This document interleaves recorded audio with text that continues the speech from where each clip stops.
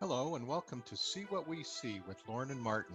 My name is Lorne Cashin. I'm the Executive Director of the Ontario Opticians Association, and I'm here with my co-host, Martin LeBeau, Deputy Executive Director of the Ontario Opticians Association. Well, I'd like to welcome our guest today, Don Marentette. He's the Director of First Aid Programs, Prevention and Safety at the Canadian Red Cross. And today we want to talk about using digital devices and the stress and strain that people put on people's eyes. The Red Cross distributes quite a bit of information about this, so we thought we would have a little discussion back and forth with Don and find out what the Red Cross has to say. And Martin and I will throw our 2 cents worth in too.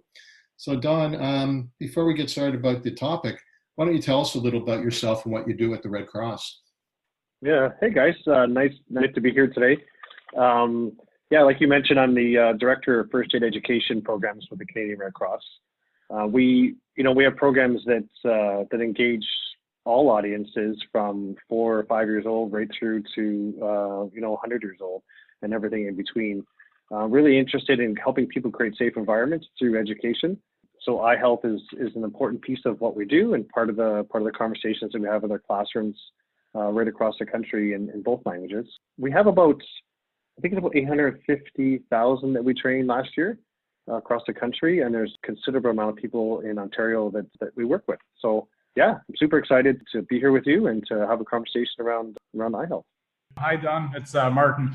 So maybe you can tell us a little bit about the programs that you guys are talking about these days when it comes down to the eyes. I mean, the programs can range anywhere from a 1-hour lunch and learn specifically around a subject, and maybe it's eye health, right up to 4-week programs on entry-level paramedicine programs we call emergency medical responder and sort of everything in between. So again, like eye health specifically would be embedded into any of those programs, all of them. But the lunch and learns are the ones that are becoming the most popular because people are accessing them when they want to, as opposed to us telling them a particular program they have to sit through kind of thing. So yeah, we can have conversations with Ontarians on any subject really, helping them create safe environments through first aid education is exactly what we're trying to do. And if someone comes to you and says, "Hey, I find that I get a lot of strain after a number of hours working on my computer," what do you tell them? One of the things that often people will ask and will provide some is around that strain is night mode. It's getting through the day, spending a lot of time on using a device or nowadays, especially with COVID, a lot of things on Zoom, a lot more screen time we're finding. So people are like you just described, experiencing some strain. And one of the things we tell them, there's a couple of things. One, I would ask you first, night mode on their device. Is there value in that? Is that a good suggestion to, as the day goes on? What are your thoughts on that?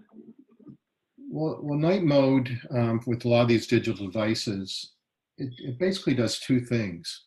Number one, it dims the screen a little bit, assuming that you're in a darker area. So it makes it a little easier on your eyes, so you're not sitting here with a really bright screen in a dark room. The other thing, when you put it to night mode or night shift, you might notice that your screen yellows just a little bit. And that's a blue filter that's the device is trying to filter some blue light. When it comes to blue light in the eyes, we know that we need blue light to function properly. It tells us when to wake up. It tells us when to go to sleep. The biggest source of blue light is the sun, and it's extremely important to wear the proper sunglasses. When it comes to blue light coming off digital devices, there's kind of 2 schools of thought, and the science is evolving. A few years ago, the science was telling us that aside from sleep issues and things like that, which some people now say just the bright light period is causing some sleep issues. That's why they say no screens in the bedroom. But they were saying that there was damage being done to the macula, the central part of the retina. And so, like with most science, it seems to evolve.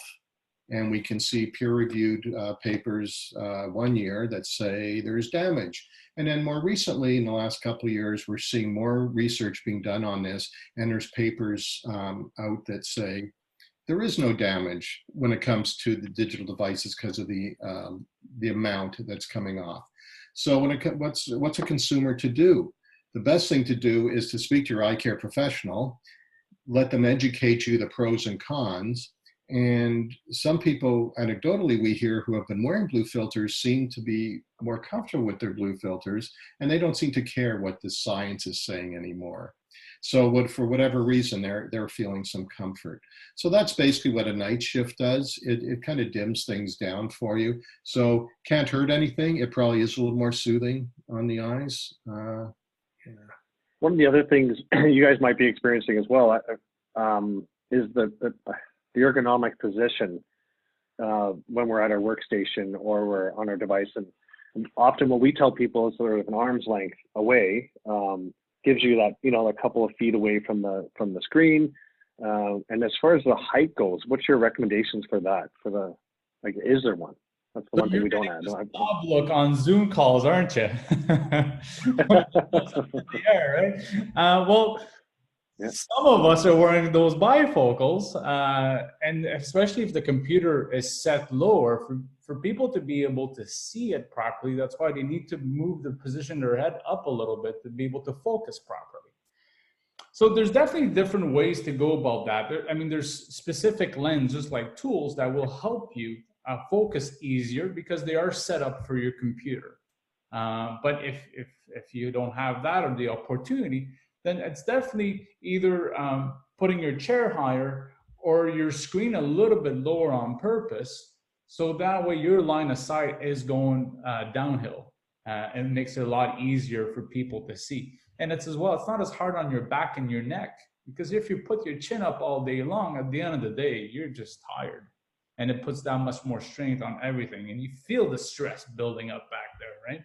Those are things that people need to sit down with the people that fit their glasses with their opticians. So really to get the proper fit for them and the proper measurement according to how their workstation are set up.